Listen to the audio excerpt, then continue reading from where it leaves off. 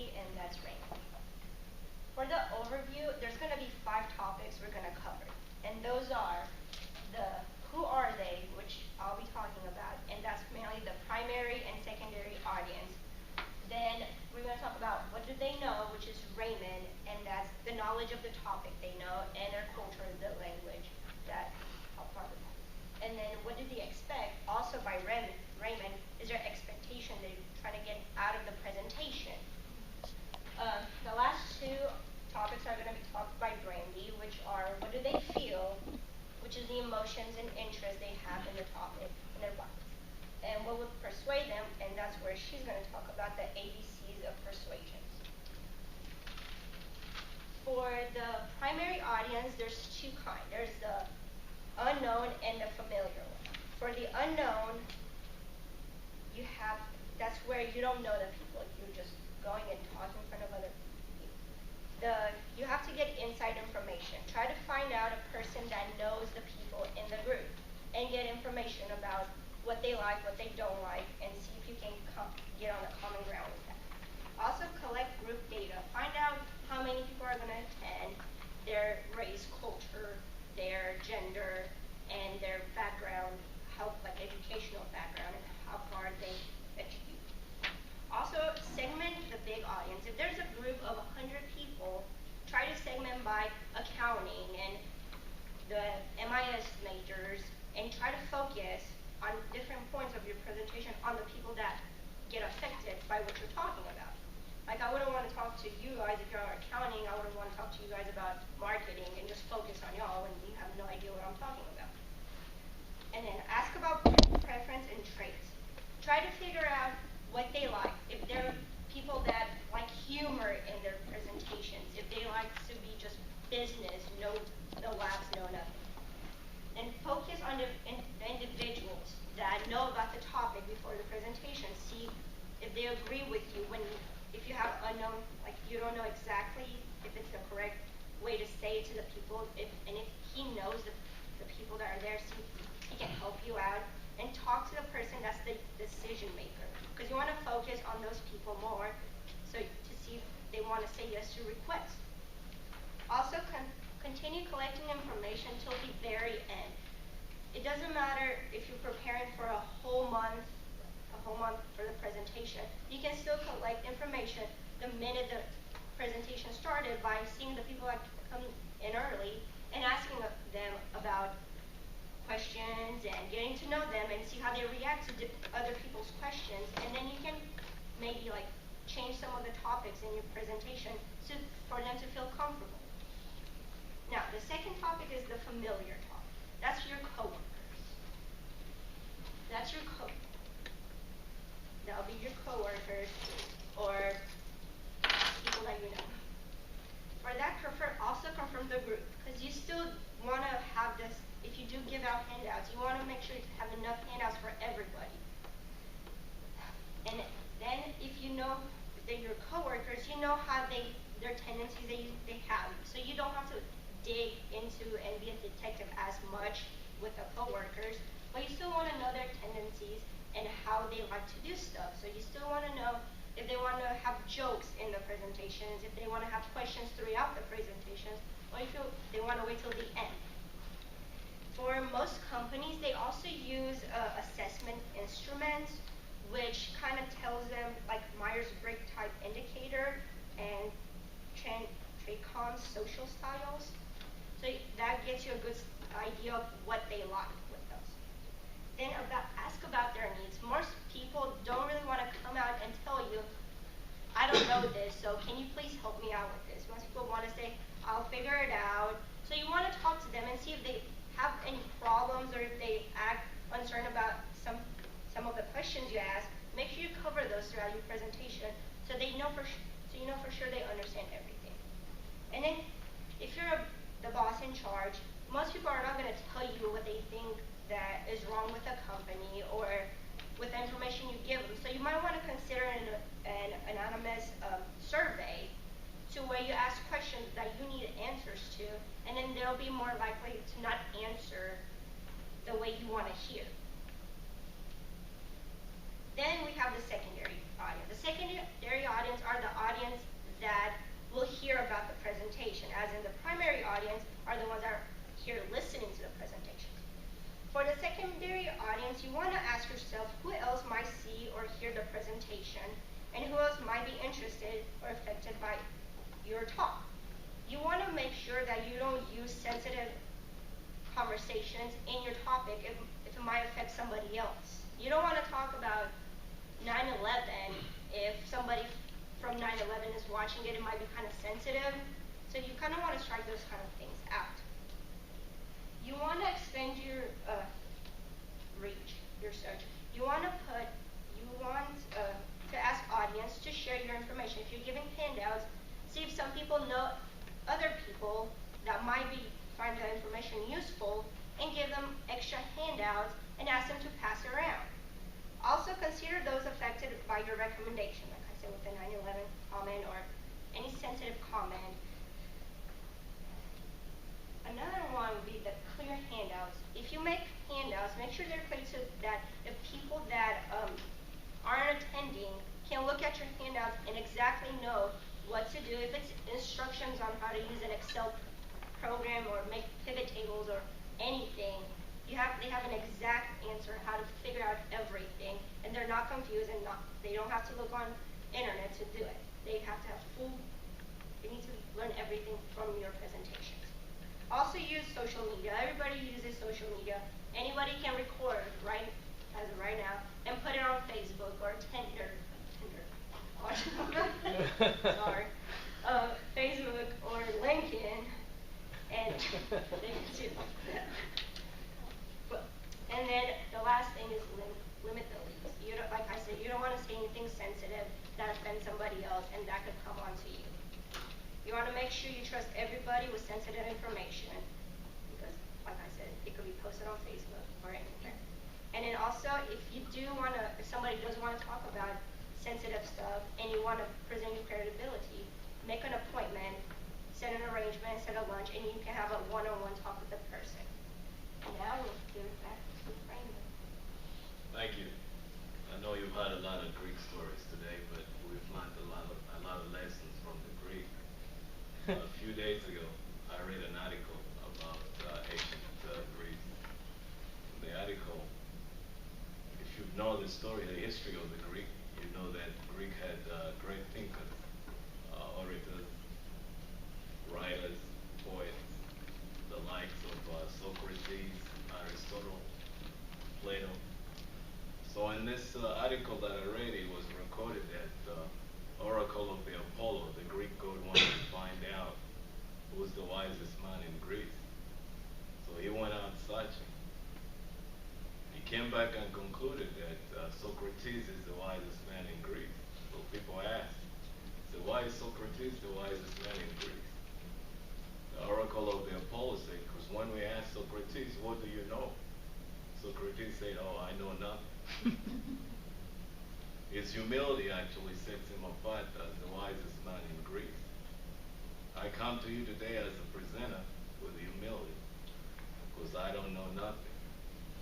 Whatever I know is something that is consistently and progressively based on my environment, and that is you, the audience. I'm going to talk about what do they know. What does the audience know? A good presenter has to discover what the audience know. You have to figure out, do they know the knowledge of the topic? If they do, what do they know? Because in any given audience, there is a mixed background. We have the experts and we have the beginners. I know an expert right now recording this video. And that's why as a good presenter, you have to engage with the expert and be able to connect with the beginners. A few days ago, we were asking ourselves, how are we going to present? So we had to engage with Professor Smallwood. She gave us suggestions and ideas on how we're going to present, so we can be able to connect with everybody and put everybody in the same page. Second thing I'm going to talk about is English as a second language issue. A good presenter will always try to figure out, who are my audience? Is English their first language? If you're a presenter and your audience is a group of international students, then you have to change your approach. You can't be able to do a fast delivery and talk fast because most of the students, English is not their first language. So you have to change your approach so they can be able to understand you and be able to connect with you. The second thing I'm going to talk about is what do they expect. You know, when I was growing up in Africa, my grandfather used to tell me, old man seated on the ground can see farther than the youngest child on top of the tree. You know, for very many years, I kept on asking myself, what does it mean? You know, a few years ago, when I was trying to get married, you know, it's African tradition. I had to go visit my wife's side to be able to ask for a hand in marriage. You know, as African traditions, you know, the elders have to meet and talk about it. So in this situation, I was an audience, but I couldn't talk because I'm a young man. So I had to speak to the elders on my side to talk on my behalf. And that's why as a good presenter, you have to find out what is the culture of the audience. Most people don't want you to be close to them when you're communicating to them. That's their culture. Like in any given culture, like a politician can go to a memorial service about a deceased mayor. Chances are the culture of a funeral is that you talk about the eulogy. You don't talk about legislation or any other information. So as a good presenter, you have to know what the culture is in that audience. So you don't have to offend anybody, and so you can be able to connect with everybody in the audience. Stereotypes. When the professor asked me the other day, he said, well, Raymond, when we were introducing ourselves, says, what's the most interesting thing about you? I said, I've lived in all three continents. I've lived in Africa. I lived in London for a few years. I'm in Dallas. Over the years I've been stereotyped a lot. I tell people I'm from Kenya, the first thing they ask me is, can you run? I tell people I came from London, they ask me, why are London people so rude? Do you worship the Queen? When I go back to visit my people in Africa, or when I go to London, they ask me, you're from Texas, do you own a horse? Do you carry guns? Avoid stereotyping. A good presenter will avoid to stereotype people because you don't want to offend them. It's not a good thing because you're not going to be able to connect. The next thing I'm going to talk about is format expectation. I know most of you are expecting, you know, I'll be dressed up in a casual. If I came here with a bikini and cowboy boots, probably you will not be able to give me any credibility. Presentation content. You're expecting to see a PowerPoint. You're expecting to see timing that we use all the 14 minutes. You're expecting to see the visual aids, the PowerPoints, and that's what you're getting. So you have to research on your audience and be able to meet the expectation so that you can have credibility in your speech. Now I'm going to pass over to Brandy so she can talk about what do they feel. What do they feel? As a presenter, you should first emphasize with the audience's emotions and interests. Always remember that negative emotions are more memorable than the positive ones, so you should build off of the positive emotions of the audience that you perceive. Positive emotions are more broadening, and it also helps the audience it grabs their attention in more ways, and it makes them easier to learn and want to learn more about the topic that's being discussed. For interest, basically whenever the interest is low, more steps will be needed taken so that you can grab the audience's attention and stuff like that. When the audience or the interest of the audience is at a higher level, you'll need to give more time for the audience to be able to discuss what they feel, so the presenters can gather their thoughts and actually what intrigued them as the audience. The next thing is determine their probable bias. You can learn that from their emotions and interests. If they have a positive emotion towards it, and then they will more than likely have a positive bias towards it. You'll need to reinforce the importance of the conclusion or the recommendations from the presentation. If it's negative, you will more than likely need to find ways to improve your credibility of what you're actually presenting to the audience. The next thing will be what will persuade the audience, and this is where we'll talk about the ABCs of persuasion.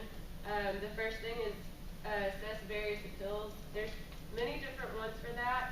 Basically, the data-driven and stuff, it's all the stuff that's inside of your presentation. You don't want to have false information in your presentation so that the audience feels like you're not being credible or anything like that.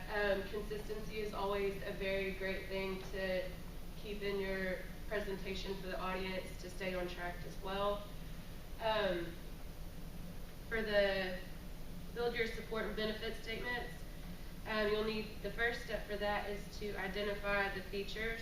So all the products, services, things that you promote or you're presenting need to be, you'll have to present that well. Step 2 is apply the audience filters. So you'll have to figure out, like Angela spoke about earlier, is figure out which part of the audience with what group and things like that. Step 3 for this would be to create the benefit statement, so something that will address the audience's needs and desires. So what will help out the audience from this presentation and things like that.